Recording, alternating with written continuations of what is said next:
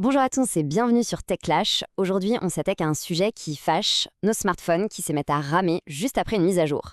Alors, est-ce qu'on se fait tous un peu avoir? Pour nous éclairer, on accueille notre expert tech, Julien. Salut Julien. Salut. Oui, c'est un sujet qui énerve beaucoup de monde et on va voir pourquoi. Cette petite phrase, je suis sûre que tout le monde se l'est déjà dite. Franchement, c'était plus rapide avant. Alors dis-moi Julien, c'est juste une impression, une sorte de nostalgie de notre téléphone tout neuf, ou c'est bien réel? Ah non, c'est tout à fait réel. Ce n'est pas du tout dans la tête des gens. Le vrai défi, c'est de comprendre d'où ça vient exactement.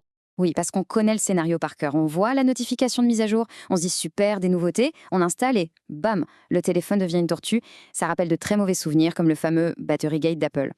Est-ce que ce genre de pratique, ça se fait encore? Le Battery Gate a vraiment marqué les esprits, c'est certain. Et ça a soulevé une question de fond. Et cette question, la voilà. C'est celle que tout le monde se pose. Est-ce que le logiciel, finalement, ce n'est pas un outil pour nous forcer un peu la main? Une sorte d'obsolescence cachée pour nous faire acheter le nouveau modèle? C'est la question centrale. Et pour y voir plus clair, il faut commencer par se pencher sur le suspect numéro 1, le logiciel lui-même. C'est presque toujours de là que part le problème. Ah oui? Mais qu'est-ce qui le rend si lourd, ce fameux logiciel? Eh bien, le truc, c'est que les systèmes d'exploitation modernes sont de plus en plus gourmands. D'abord, leur complexité explose. Quand on intègre de l'IA générative, des animations 3D dans tous les sens, forcément, ça fait souffrir les anciens processeurs. Deuxièmement, le code n'est pas toujours optimisé pour le vieux matériel. Les développeurs se concentrent sur les nouveaux. Et enfin, la mémoire vive, la RAM, elle sature. Les nouveaux systèmes en demandent tellement que l'appareil est obligé d'utiliser sa mémoire de stockage qui est bien plus lente. D'accord, donc le logiciel est plus exigeant. Mais la vraie question, celle qui fâche, c'est est-ce que c'est fait exprès? Est-ce qu'on est face à un complot marketing ou juste une évolution technique qu'on ne peut pas éviter? En réalité, c'est un peu plus nuancé qu'un simple complot. D'un côté, c'est tentant de crier à l'obsolescence programmée. De l'autre, il y a de vraies limites techniques. Les standards évoluent, la 5G, les applications 64 bits, les anciens processeurs ne peuvent juste plus suivre. Mais l'argument massu des fabricants, c'est la sécurité. La sécurité, c'est vraiment leur argument numéro 1?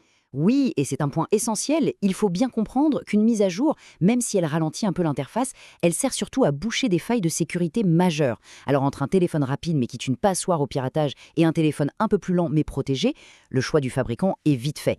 D'accord, donc le logiciel a une grosse part de responsabilité, mais est-ce qu'il est tout seul dans le box des accusés? Le téléphone lui-même, les composants, ça ne vieillit pas, ça? Absolument. C'est l'autre moitié du problème. On a 3 grands coupables côté physique.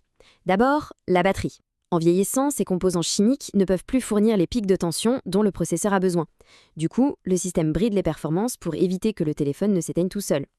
Ensuite, le stockage. Une mémoire pleine ou simplement usée, ça ralentit énormément l'accès aux données. Et enfin, il y a la chaleur. Avec la poussière qui s'accumule et la pâte thermique qui sèche, ça chauffe et ça déclenche ce qu'on appelle le thermal throttling. Le thermal throttling. Est-ce que tu peux nous expliquer ce terme en 2 mots? Bien sûr.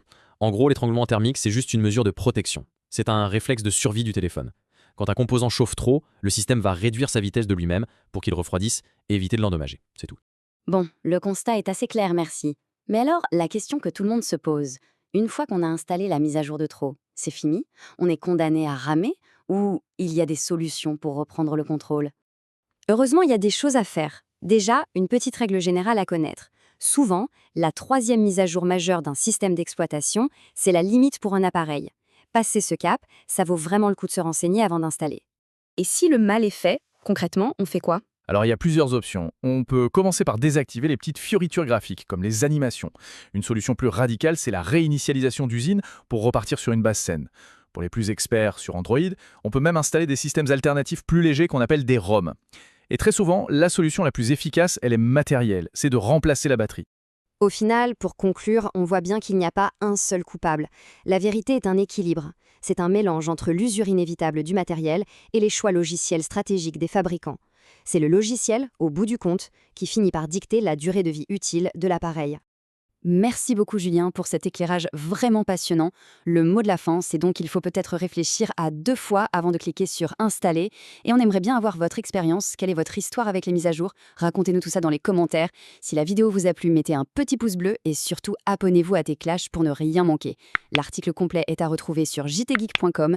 Merci de nous avoir suivis et rendez-vous dès demain pour une nouvelle vidéo sur TechClash.